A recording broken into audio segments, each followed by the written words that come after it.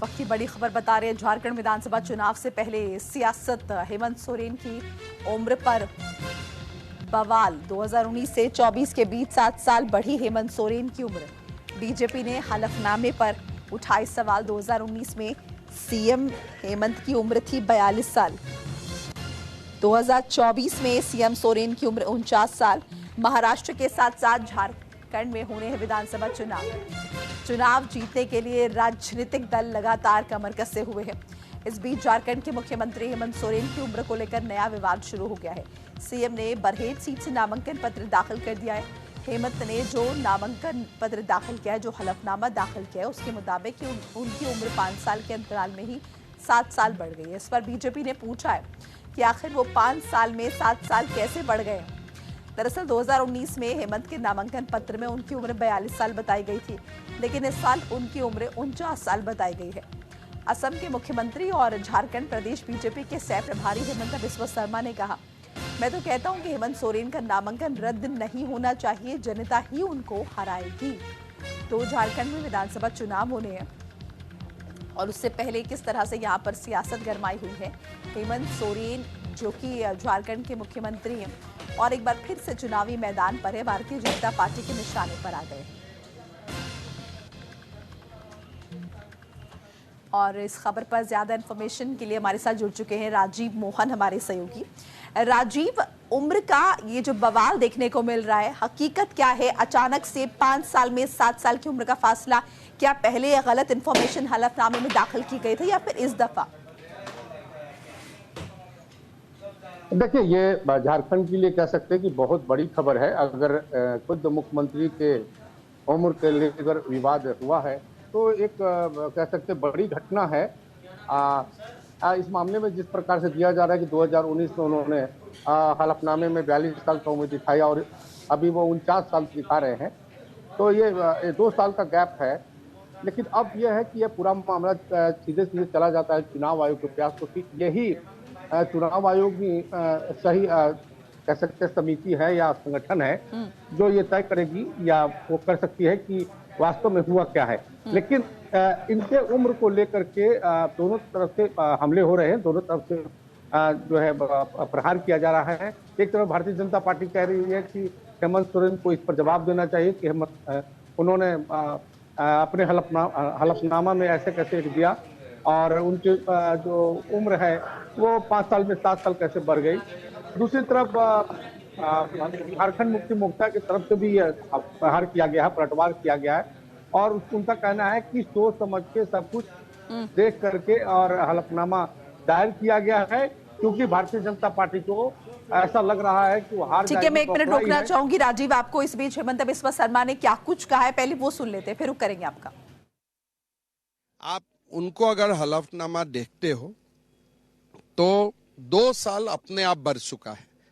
कैसे बढ़ा, क्या हुआ, उनको ही बताना है। लेकिन हम इतना ही बात बोलना चाहता हूं, ये पूरा जो जेएमएम है ना, ये ठगने का एक बड़ा मशीन है। ठगने का सिवा और कुछ काम नहीं करता है ये लोग। दुनिया को ठगना, लोगों को ठगना, झारखंड को ठगना, यही उनका मुख्य काम है। राजीव मोहन लगातार हमारे साथ बने हुए। राजीव, अपनी बात पहले पूरी कीजिए, आप क्या कुछ इन्फॉर्मेशन दे रहे थे? जैसे हेमंत बिस्वा शर्मा ने ये कहा कि भाई ये उनको खुद बताना चाहिए, सामने आके बताना चाहिए और इस तरह आरोप लगा रहे कि उन्होंने जनता को ठगा है और इसी प्रकार से जेल में भी पलटवार कर रहा है। वो कह रहा है कि वो कहीं से गलत नहीं है, क्योंकि भारतीय जनता पार्टी अपनी हार सुनिश्चित है उनका इस चुनाव में, इसलिए बौखलाए हुए हैं और इस कारण इस तरह का बयान और इस तरह का सवाल खड़े किए जा रहे हैं। तो देखिए, अब पूरा मामला जो है चुनाव आयोग तक अगर जाता है और चुनाव आयोग के सामने आएगा तो निश्चित तौर पर उन्हीं को फैसला करना है। अब कहां किस लेवल पे राजीव, चुनाव आयोग के पास ये मामला जाएगा, क्या ये मतलब समझे कि अभी तक भारतीय जनता पार्टी या फिर कोई भी विपक्षी पार्टियां जो है शिकायत लेकर चुनाव आयोग के पास नहीं पहुंची है या फिर इलेक्शन कमीशन के संज्ञान में ये मामला नहीं आया? देखिए, कायदे से तो यही है कि जब कोई अगर आपको लगता है कि कहीं गड़बड़ी है तो उसके लिए जो सही प्लेटफॉर्म है वहां जाके उसकी शिकायत करनी चाहिए। भारतीय जनता पार्टी ने अभी शिकायत नहीं की है, बल्कि उन्होंने सवाल खड़ा किया है कि हेमंत सोरेन खुद ही बताए तो निश्चित तौर पर भारतीय जनता पार्टी एक बड़ी पार्टी है, वो अगर कुछ कह रही है तो उनको ऐसा लगता होगा, उनके यहाँ कानून के जानकार पार्टी के कार्यकर्ता भी है, और संभव है कि वो इस मामले को, पूरे मामले को जो है वो कोर्ट में ले जाएंगे और चुनाव आयोग के समक्ष ले जाएंगे और चुनाव आयोग इसकी जांच करेगी। तब ये पता चल पाएगा कि जो भारतीय जनता पार्टी कर रही है वो सही है, या जो हलफनामा हेमंत सोरेन की तरफ से जमा किया गया है चुनाव लड़ने के लिए वो सही है। क्योंकि ये तो ये जरूर है कि जो 2019 में उन्होंने जो हलफनामा दिया है उसमें उन्होंने जो अपनी उम्र बताई है, और उससे अब इस बार जो उन्होंने अपनी उम्र दिखाई है इस बार 2024 के चुनाव में, उसमें भिन्नता है। लेकिन ये भिन्नता क्यों आई है, कैसे आई है, ये अब हेमंत सोरेन की तरफ से जवाब दिया जाएगा। लेकिन फिलहाल अभी इसको राजनीतिक तौर पर मुद्दा बनाया गया है कि चूंकि चुनाव है और चुनाव में ये कहा जा रहा है कि झारखंड। राजीव, एक और चीज में समझना ये चाहूंगी, जैसे कि अभी आपने भी जिक्र किया, भारतीय जनता पार्टी बहुत बड़ी पार्टी और अगर वो कोई बात कह रही है तो बेबुनियाद तो नहीं होगी, लेकिन क्या यहाँ पर इलेक्शन कमीशन नहीं देख रहा कि ये मामला किस तरह से सुर्खियों में है? तो क्या वो स्वतः संज्ञान नहीं ले सकता अगर कहीं ना कहीं कुछ गड़बड़ी नजर आ रही है? नहीं, इसमें दोनों बातें हैं। पहला तो यह है कि अगर भारतीय जनता पार्टी ये कह रही है तो वह स्वयं जाकर चुनाव आयोग की शिकायत करेगी, ऐसा प्रावधान है, और चुनाव आयोग भी स्वयं इसमें कार्रवाई कर सकती है, वो सक्षम इंस्टीट्यूशन है, इसमें कहीं कोई दो राय है। लेकिन ये मामला भी तुरंत आया है और भारतीय जनता पार्टी ने इसे एक राजनीतिक मुद्दा बनाया है, इसलिए चर्चा हो रही है। आप देखेंगे कि अब आज से कल तक कुछ ना कुछ इस मामले में चुनाव आयोग सामने आकर जरूर कोई ना कोई उनका बयान आएगा, या चुनाव आयोग को, भारतीय जनता पार्टी को शिकायत की जाएगी, या हलफनामे। क्योंकि देखिए, रिटर्निंग अफसर जो होते हैं, जहां नॉमिनेशन होता है वहां उसकी स्क्रूटनी का प्रावधान होता है। पूरी स्क्रूटनी के बाद जो स्टेट इलेक्शन कमीशन होता है उसको पास करता है, तभी किसी को चुनाव लड़ने को बाध्य माना जाता है। तो ये सवाल जो स्टेट इलेक्शन कमीशन होगा उस पर भी खड़ा होगा कि आपने क्या जांच किया। तो ये सिर्फ एक तरफ मामला नहीं है कि उन्होंने दे दिया और आपने उन्हें क्लीन चिट दे दी है। तो ये चुनाव आयोग की जो संस्था है, जो स्टेट कमीशन होता है, वो भी अपना जांच करेगी, वो भी अपना पक्ष रखेगी, हेमंत सोरेन का भी पक्ष आएगा।